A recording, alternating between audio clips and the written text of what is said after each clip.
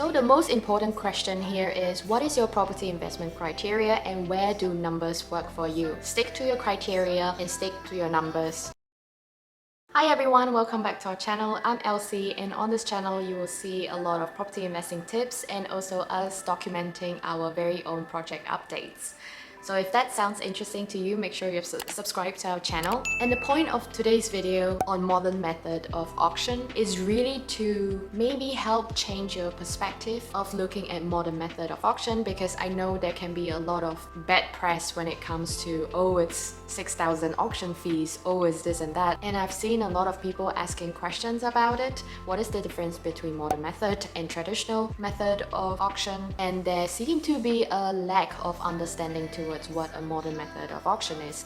So today I will try my best to explain it through 3 points, and hopefully that will help you onto your first purchase from modern method of auction. So our experience is we have bought 2 properties from modern method of auction before, and we have spoken with auctioneers and estate agents selling through the modern method of auction. This is a video coming from a combination of knowledge from different perspectives. So first point is definitely the days to complete on the purchase. At a typical traditional method of auction, you have 28 days or 14 days to complete on the purchase of the property, depending on the contract and the auction conditions.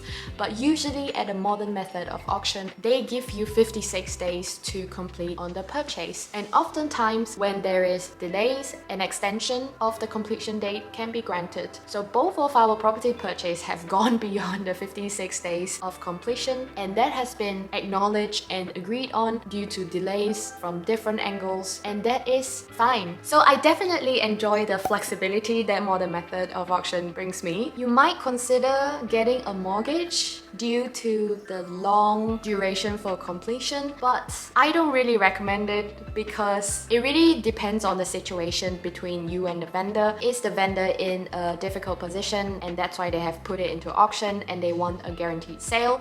So by you getting a mortgage, you might risk losing the purchase and losing your auction fee already. So we tend to not take out a mortgage when we are buying from modern method of auction or even from a traditional auction, because we want to secure the deal and we don't want to risk getting pushback from mortgage lenders or the mortgage lenders delaying the process. Point number 2 is you can actually put in an offer anytime. I've got auction house ringing me after a viewing asking if I want to put in an offer. If the vendor is motivated enough, they might take your offer straight away. If you're afraid that your offer is lower than the guide price and that is only at that level where the deal might work for you, there's no harm trying. It is still worth putting in the offer and give it a try. The worst that can happen is your offer is rejected. So what? Move on to the next. So lesson here is, so don't be afraid to put in your offer at any time throughout the auction, because it's a modern method of auction. You can always put in the offer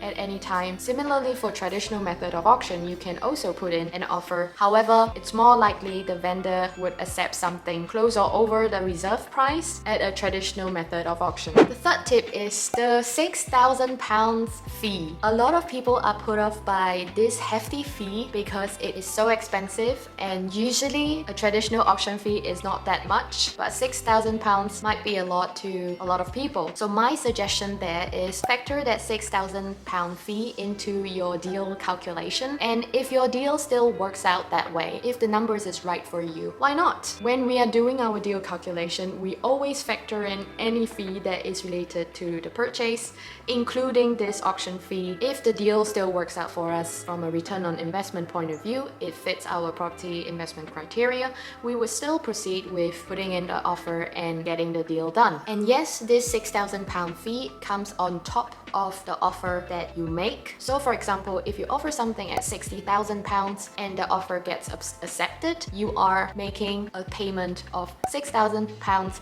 plus £60,000. So in total, your purchase price, so to speak, is £66,000. So does the deal still work for you at £66,000? If it does, then why not go ahead with it? So the most important question here is, what is your property investment criteria and where do numbers work for you? Stick to your criteria and stick to your numbers. As long as it fits your criteria, then go ahead with it. If you have found today's video helpful, give us a like. And if you have any questions about this, book a call with us. Make sure you're subscribed to our channel, hit the bell so you get notified when we post new videos. See you on the next one. Bye!